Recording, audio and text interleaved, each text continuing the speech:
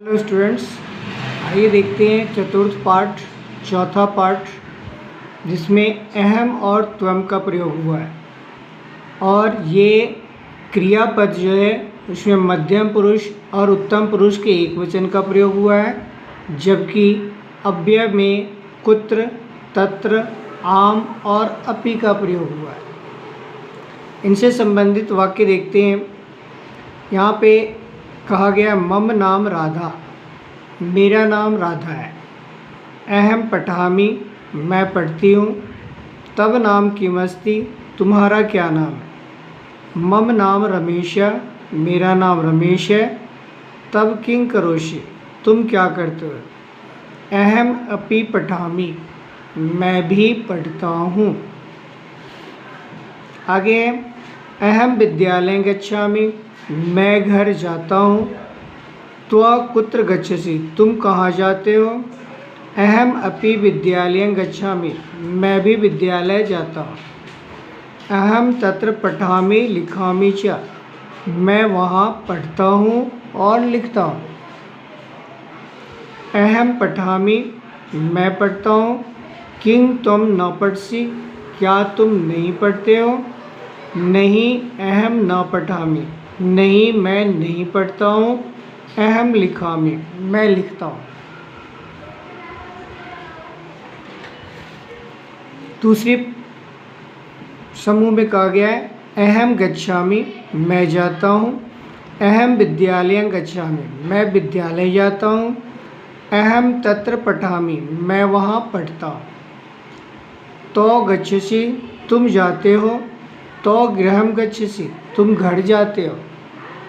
तब तत्र निवससि, तुम वहाँ रहते हो। रमेशा खेलती, रमेश खेलता है। किं त्वं खेलसि, क्या तुम खेलते हो। आम अहम खेलामि, हाँ मैं खेलता हूँ। आगे कहा गया राधा खादती, राधा खाती है। किं त्वं खादसि, क्या तुम खाते हो। आम अहम खादामि पिबामि च, हाँ मैं खाता हूँ और पीता हूँ। त्वं किं लिखसि, तुम क्या लिखते हो। अहम पत्रं लिखामि, मैं पत्र लिखता हूँ। अहम संस्कृतं पठामि, मैं संस्कृत पढ़ता हूँ। त्वं किं पठसि, तुम क्या पढ़ते हो। अहम अपि संस्कृतं पठामि, मैं भी संस्कृत पढ़ता हूँ। इस तरह से चैप्टर कंप्लीट। अब इसके अभ्यास को देखते हैं। अभ्यास का पहला क्वेश्चन है कोष्ठक अस्थ धातु नाम उचित रूपेण रिक्त स्थानानि पूर्य। कोष्ठक में मतलब यहाँ पे ब्रैकेट में जो दिया गया धातु रूप है, इनका सही रूप प्रयोग करके इन खाली जगहों को पूरा करना है। जैसे एक उदाहरण दिया गया है अहम विद्यालय गच्छामि, अहम के साथ गच्छ धातु का आमी लगा हुआ शब्द बना गच्छामि।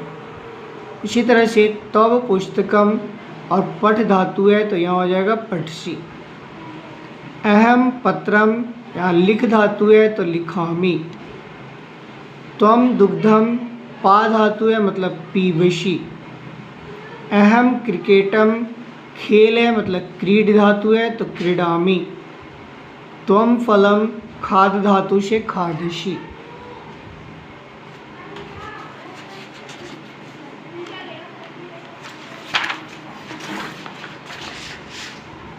दूसरे क्वेश्चन में कहा गया है शुद्धम उत्तरम लिखत, शुद्धम पदम लिखत। यहाँ जो वाक्य दिया गया है इनको सही करके आपको लिखना है। जैसे पहला है, यहाँ उदाहरण दिखाया गया है अहम गृहम गच्छामि गच्छसि, तो अहम के साथ जो धातु होता है उसके लास्ट में आमी लगा होता है। यहाँ पे गच्छसि है तो सही किया गया अहम गृहम गच्छामि। इसी तरीके से त्वम विद्यालयम गच्छामि, तो इसका सही अर्थ बनेगा, सही शुद्ध रूप बनेगा त्वम विद्यालयं गच्छसि। अहम पठती, ये भी गलत है तो इसका शुद्ध रूप बनेगा अहम पठामि। त्वम पठामि का शुद्ध रूप बनेगा त्वम पठसि। और अहम खादसी का शुद्ध रूप बनेगा अहम खादामि। क्वेश्चन नंबर 3 में कहा गया अधोलिखितानां परस्परं मेलन कुरुत। यहाँ पे वाक्य दिए गए हैं, यहाँ चित्र दिया गया है। आपको इन वाक्य से इन चित्रों को मिलाना है। तो पहला है अहम विद्यालय गच्छामि, तो इसको लास्ट में इनसे मिलाएंगे। ये है विद्यालय का चित्र। त्वम गृहम गच्छसि, इसको सेकेंड लास्ट यानी इससे मिलाएंगे।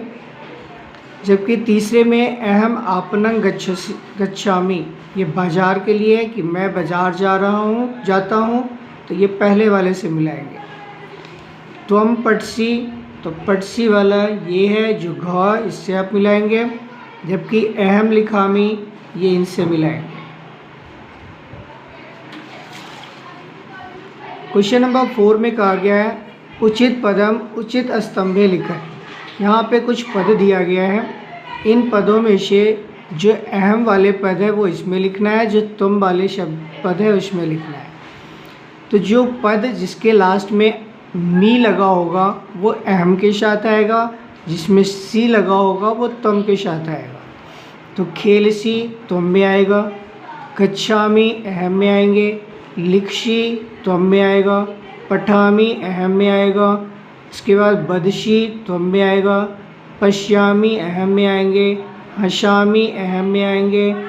उसके बाद पचसी तुम में आएगा, पिवामी अहम में आएगा और हससी तुम में आएगा। क्वेश्चन नंबर 5 में कहा है पाठं पठित्वा उत्तर लिखत, पाठ को पढ़कर उत्तर लिखिए।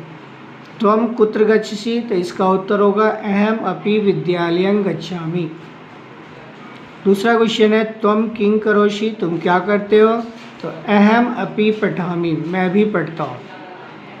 त्वम किम लिखसि, तुम क्या लिखते हो, अहम पत्रम लिखामि, मैं पत्र लिखता हूँ। त्वम किम पठसि, अहम अपि संस्कृतं पठामि, मैं भी संस्कृत पढ़ता हूँ। तव नाम किमस्ति, तुम्हारा क्या नाम है, मम नाम रमेश अस्ति, मेरा नाम रमेश है। तो इस तरह से चैप्टर कंप्लीट हो गया। थैंक